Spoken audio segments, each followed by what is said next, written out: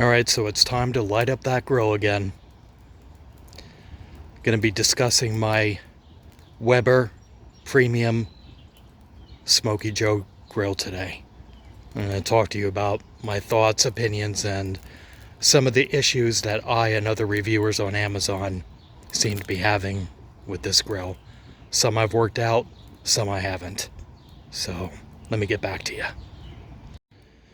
Okay, so now that I got my charcoal screaming hot, and it'll be ready to go pretty much whenever, but that should give me plenty of time to go over some of the things I'd like to discuss with you. Like I said, this is the Weber Premium Smokey Joe grill that I got off of Amazon.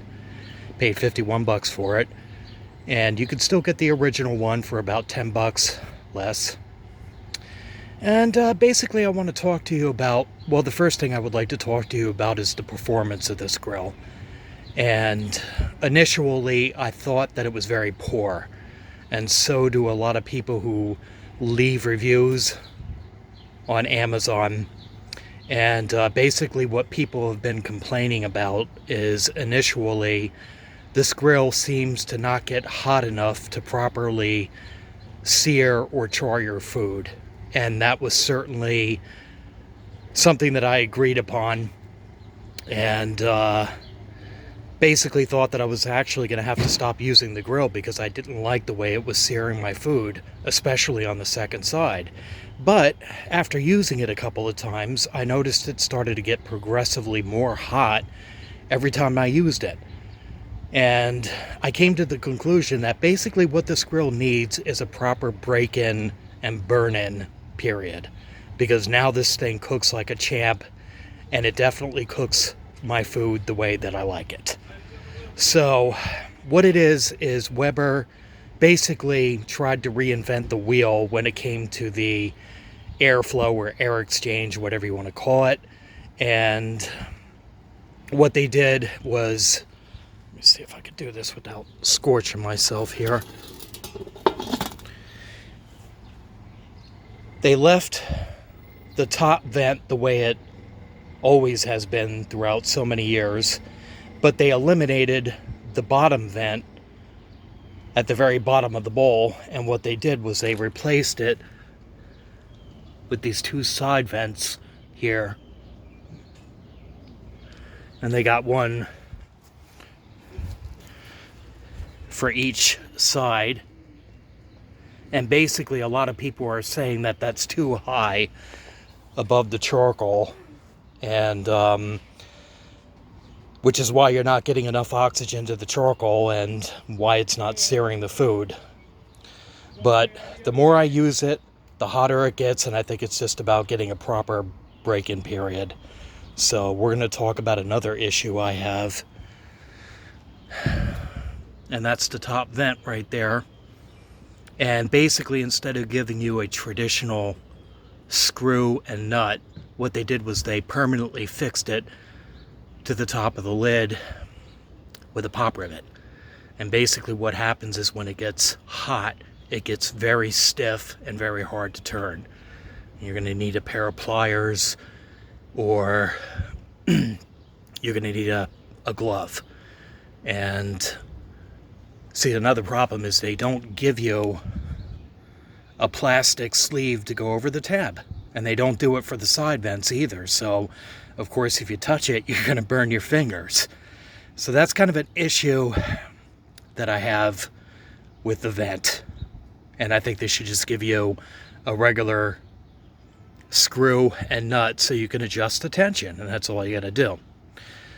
All right, so another issue I have is the fact that the handle, even right now, is absolutely screaming hot.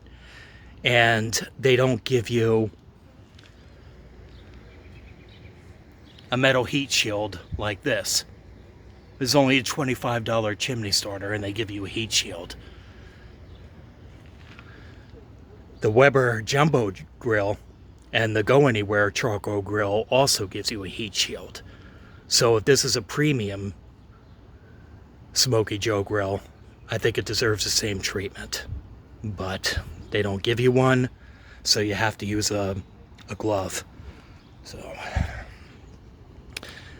final problem I have with this is another problem that people have been talking about, and that's the main grilling surface. The diameter isn't quite large enough to fully cover the lip inside of the bowl, and especially when it's brand new. It's gotten better since I've been using it, and it's got buildup on it.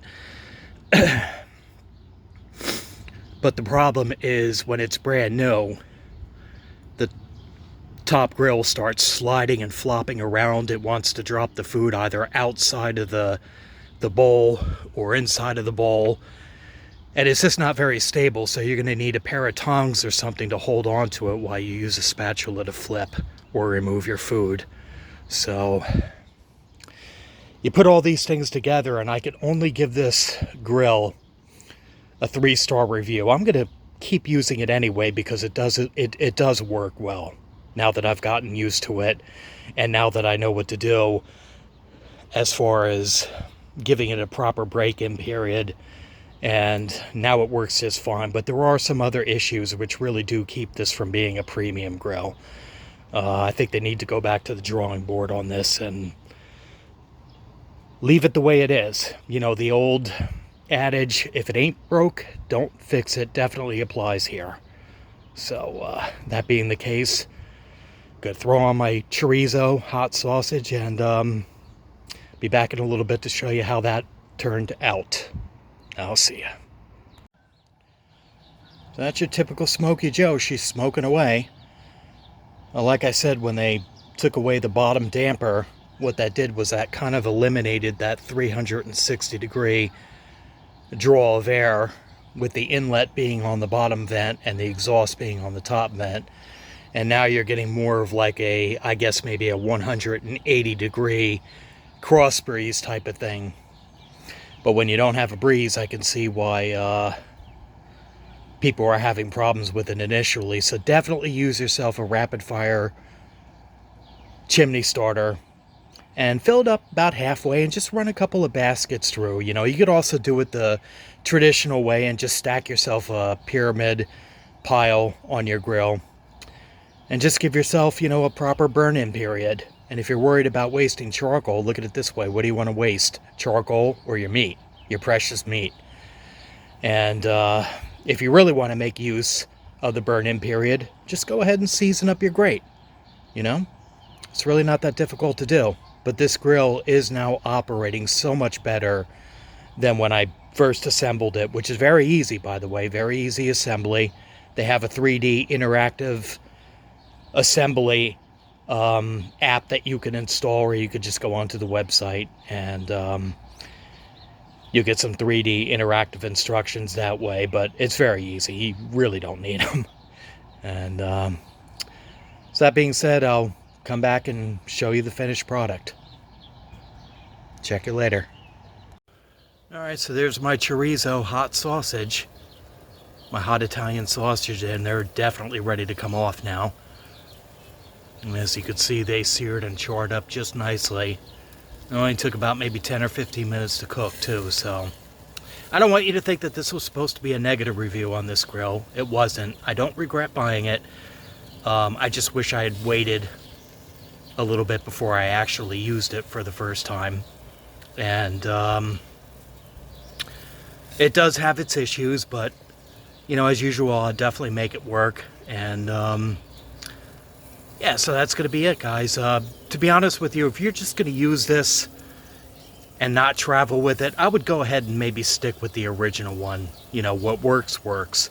Either that or maybe spend the extra money and get the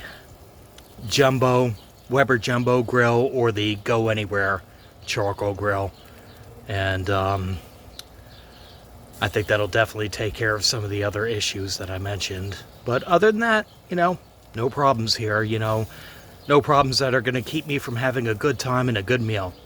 So hope you enjoyed the video, and I hope that it helped you out if you're planning on purchasing this grill, or if you already got it and you're experiencing some of the problems that myself and other people had initially. Thanks, take care, and happy summer.